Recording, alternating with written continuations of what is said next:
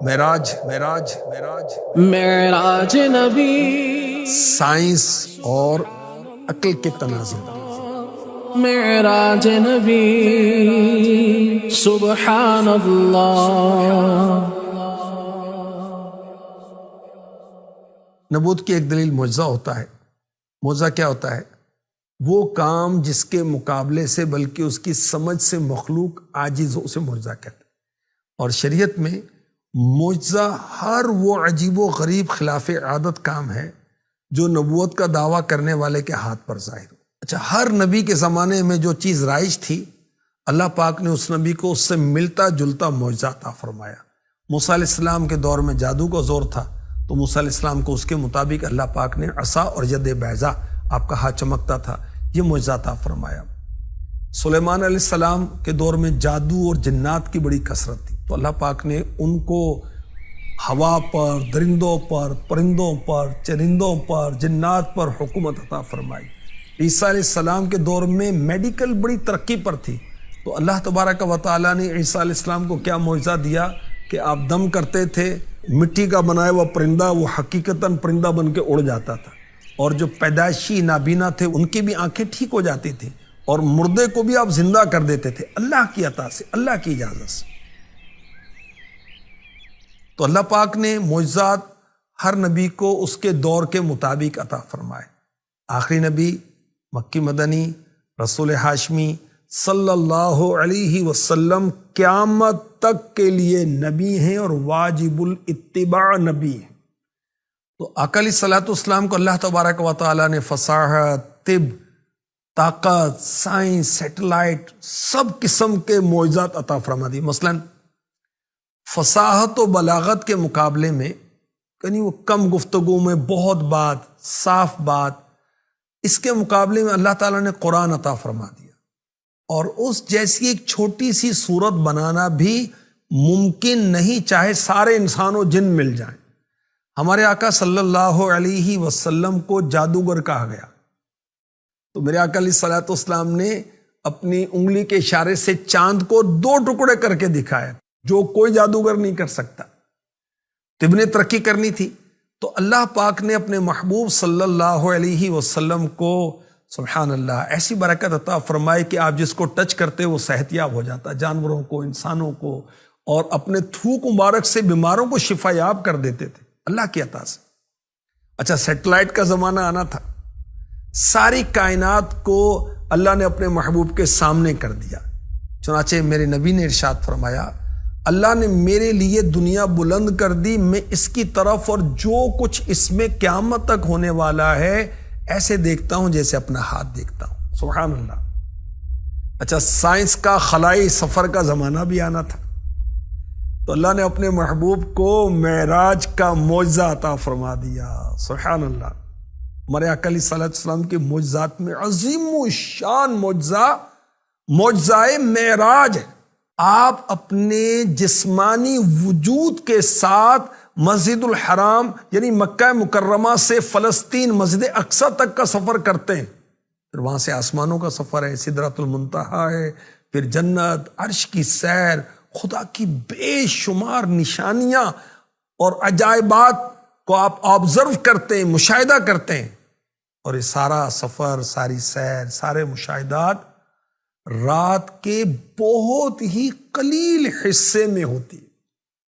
اچھا، ایمان والے کے لیے تو دلیل کافی ہے کہ قرآن نے بیان کر دیا سبحان الذی اسری بعبدہ، اور جو ظاہری عقل والے ہیں وہ تو بیچارے عقل والے ہی ہوئے.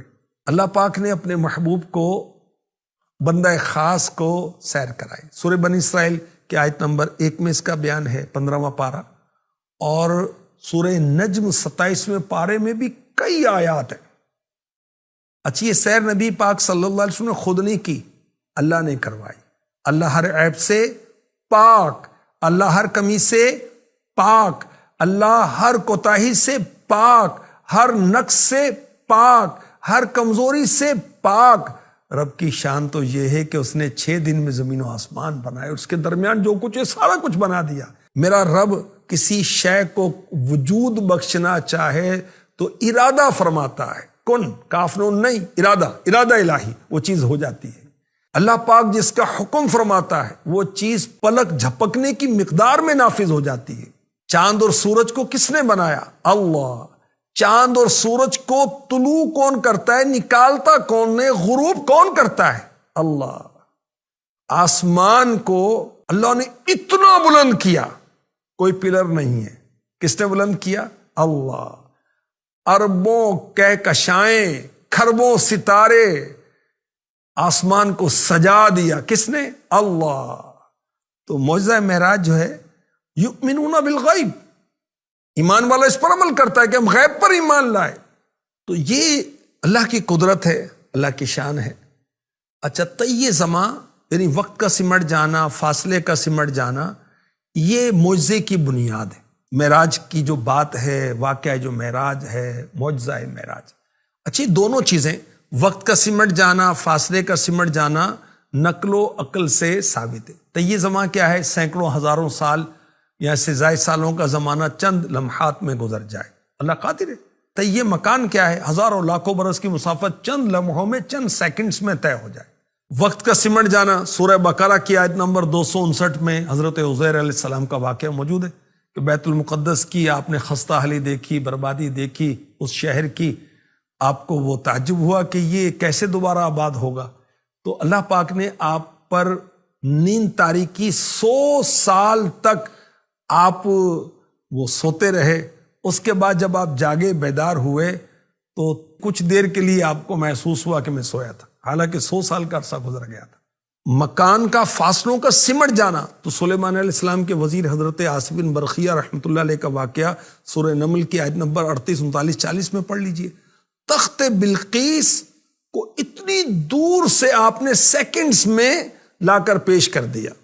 تو اللہ قادر، اللہ قدیر، اللہ مقتدر، اللہ خالق ہے، اور اللہ اپنی قدرت سے، شان تخلیق سے جیسے چاہے اظہار فرمائے، اس کی شان ہے۔ اچھا، سائنسی دور ہے، معجزہ معراج کا سمجھنا ماننا اور بھی آسان ہے۔ کس طرح؟ پہلے لوگ واقف نہیں تھے، قوانین خداوندی سے اتنے واقف نہیں تھے، اور عقل میں نہ آنے والی چیزوں کا انکار کرتے تھے۔ اب کوئی آج سے ہزاروں سال پہلے کہے کہ لاکھوں ٹن وزنی لوہے کا بڑا محل جو ہے، مکان جو وہ اڑے گا، تو لوگ مذاق اڑاتے، یہ کیا کہہ رہے ہیں؟ تو جہاز اڑ رہے نہیں اڑ رہے بھائی۔ تو آج سے 500 سال پہلے کہتا کہ ایک بٹن دبے گا اور لاکھوں پنکھے، مشینیں ٹھکا ٹھک چلنے لگ جائیں گے، کروڑوں بلب روشن ہو جائیں گے، ایک بٹن دبایا جائے گا تو سب کچھ بند ہو جائے گا۔ سننے والا انکار کرتا۔ آج پاور ہاؤس کا ایک بٹن دباتے ہیں تو سب کچھ بند ہو جاتا ہے، آن کرتے ہیں تو سب کچھ چل پڑتا ہے۔ موبائل فون، انٹرنیٹ، چند لمحوں میں ہماری آوازیں، پیغامات، ای میلز ہزاروں میل تک پہنچ جاتے ہیں۔ تو کسی جگہ ہونے والا واقعہ چند سیکنڈز میں پوری دنیا میں وائرل ہو جاتا ہے، انٹرنیٹ پر اور چینلز پر۔ اچھا، کار سے جہاز کی رفتار تیز، خلائی شٹل کی رفتار اس سے بھی تیز، مریخ پہ جانے والی گاڑی کی رفتار تمام سابقہ گاڑیوں سے تیز تر، ہوا سے تیز تر آواز ہے، اور آواز سے تیز روشنی ہے، اور کائنات میں ستاروں کی گردش ناقابل یقین حد تک تیز ہے۔